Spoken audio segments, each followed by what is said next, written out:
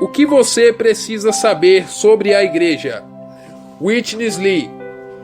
Narrado por Jonathan Ricardo Dias. Prefácio.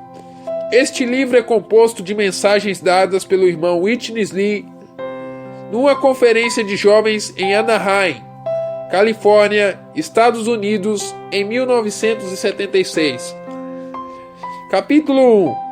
A posição correta da igreja. Nestes capítulos veremos que a restauração do Senhor importa-se com dois itens principais: a experiência plena de Cristo em nosso espírito e a vida prática da igreja. Há mais de 50 anos, desde 1922, nota do tradutor, a primeira edição deste livro é de 1976, o inimigo não tem cessado de atacar a restauração do Senhor. Durante os últimos anos nos Estados Unidos, os ataques têm sido sempre focalizados em dois pontos: o espírito e a base da igreja. O inimigo tem tentado ao máximo derrotar-nos em relação à nossa experiência do espírito e à nossa prática da base da igreja. Aqui vemos a sutileza do inimigo. O que o inimigo ataca são os pontos cruciais. Se o inimigo for atacar algum ponto específico, este tem que ser um ponto vital. Por isso, temos encargo de tratar essas duas questões. Uma visão geral da igreja no Novo Testamento. Nesta mensagem, tenho o encargo de tratar as questões da vida prática da igreja e sua base correta. Há muitos versículos que precisamos mencionar. Em Mateus 16:18, o Senhor Jesus disse: edificarei a minha igreja. A igreja aqui, que é edificada sobre Cristo como a rocha, é a igreja universal. Entretanto, quando o Senhor Jesus disse em Mateus 18:17, dize-o à igreja, ele se referia não à igreja universal, mas à igreja local a qual podemos ir. Em 1 Coríntios 10:32 fala-se de a igreja de Deus. E em 1 Coríntios 11:16 fala-se de as igrejas de Deus. Aqui vemos a igreja no singular, depois as igrejas no plural. Além disso, temos algumas ilustrações de igreja. A igreja em Jerusalém, Atos 8:1. A igreja em Antioquia, Atos 13:1, versão revista e corrigida. A igreja em Cencreia, Romanos 16:1, versão revista e corrigida. E a igreja em Corinto, 1 Coríntios 1:2. Gálatas 1:22 fala as igrejas da Judéia. E 1 Tessalonicenses 2:14 fala de as igrejas na Judéia. Isto é, as igrejas no território judeu da Judéia. Além disso, Romanos 16:4 menciona as igrejas dos gentios. Assim, primeiramente temos as igrejas na terra judia, e então as igrejas no mundo gentio. Atos 15:41 refere-se às igrejas na Síria e Cilícia, duas províncias gentias do antigo Império Romano. Além da Síria e Cilícia, o Novo Testamento fala das igrejas em outras três províncias do antigo Império Romano: Ásia, Galácia e Macedônia. Em 1 Coríntios 16:19 fala-se de as igrejas da Ásia. Gálatas 1:2 e 1 Coríntios 16:1 refere-se às igrejas da Galácia. 2 Coríntios 8:1, as igrejas da Macedônia. Em 1 Coríntios 4:17 encontramos a frase: como por toda parte ensino em cada igreja. De acordo com o original grego, Atos 14:23 diz que os apóstolos designavam presbíteros em cada igreja. Romanos 16:16 menciona as igrejas de Cristo. E 1 Coríntios 14:33 as igrejas dos santos. Assim, temos as igrejas de Deus, as igrejas de Cristo e as igrejas dos santos. Os dois aspectos da igreja. Como já enfatizamos inúmeras vezes, toda verdade na Bíblia tem dois lados. Isso também é verdade com respeito à igreja. A igreja tem dois aspectos: o aspecto universal e o aspecto local. Universalmente, a igreja é unicamente uma. Entretanto, localmente, a igreja é expressada em muitas cidades. Assim, A Igreja Universal única torna-se as muitas igrejas locais. Deus é expressado em Cristo. Cristo é expressado na igreja e a igreja é expressada nas igrejas locais. Se não houvesse Cristo, Deus então não seria prático para nós. Seríamos como os judeus que guardam a doutrina de Deus, mas não têm Cristo. Como resultado, Deus é para eles um mero termo. Ele não é prático. O Deus prático é o Deus expressado em Cristo, porque Cristo é a expressão prática de Deus. Separado ou fora de Cristo, ninguém pode ter Deus. Entretanto, se você tiver Cristo, então terá Deus. Onde está Cristo? Doutrinariamente falando, você pode responder: Cristo está nos céus. Mas se Cristo estivesse somente nos céus, como poderíamos contatá-lo? Nesse caso, ele seria doutrinário para nós, sem ser prático. Com certeza, precisamos dizer que hoje Cristo está na igreja. Toda vez que você toca a igreja, toca Cristo. Se tem a igreja, então você tem Cristo. Pela palavra igreja, não me refiro a uma construção com um campanário e um sino. Refiro-me à igreja real, que é a expressão de Cristo. Onde está a igreja?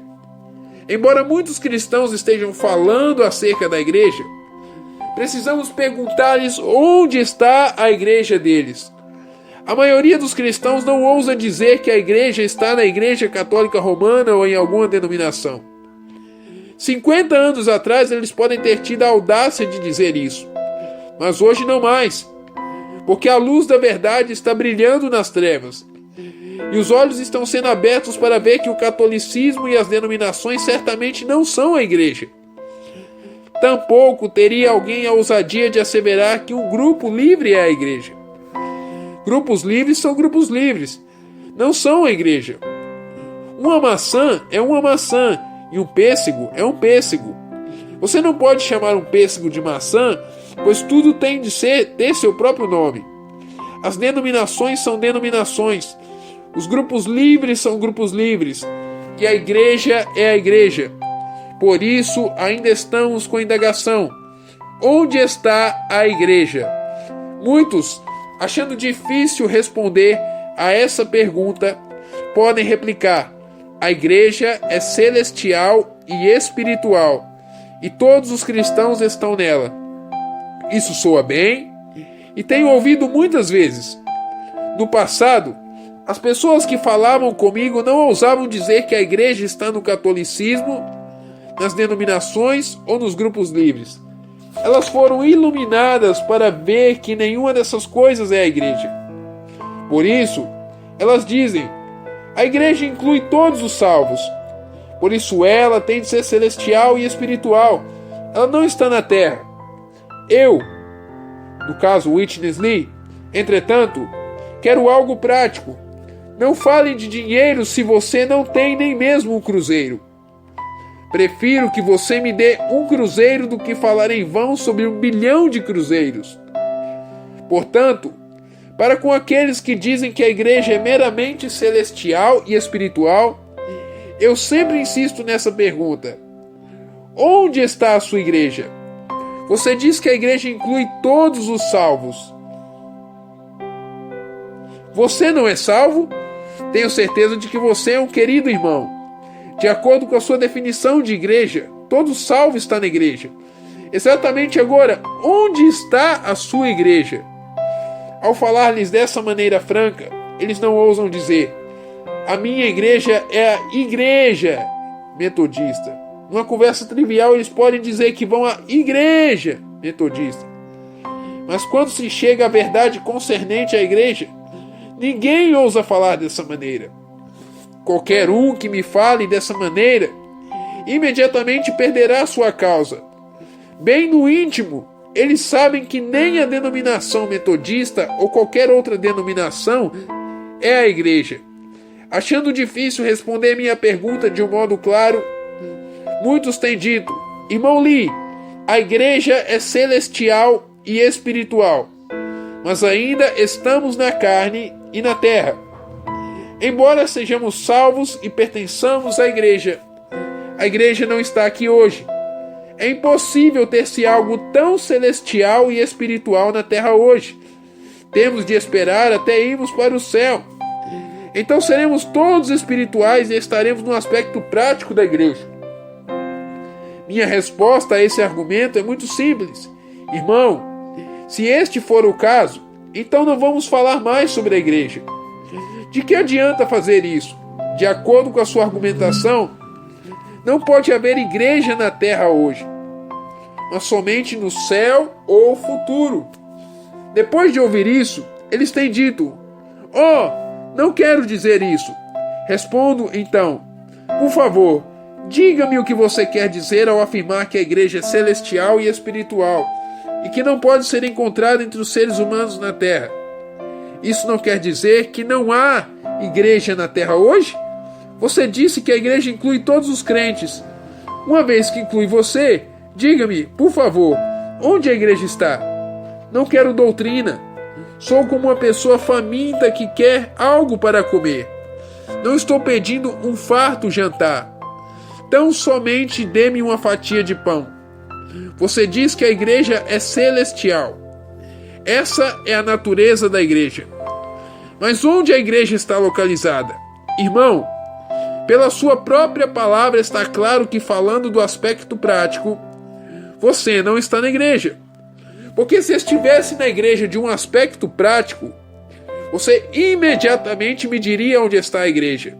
Diria: esta é a igreja na qual estou. Irmão, precisamos ser práticos. A expressão local da igreja. Não seja enganado pelo cristianismo de hoje.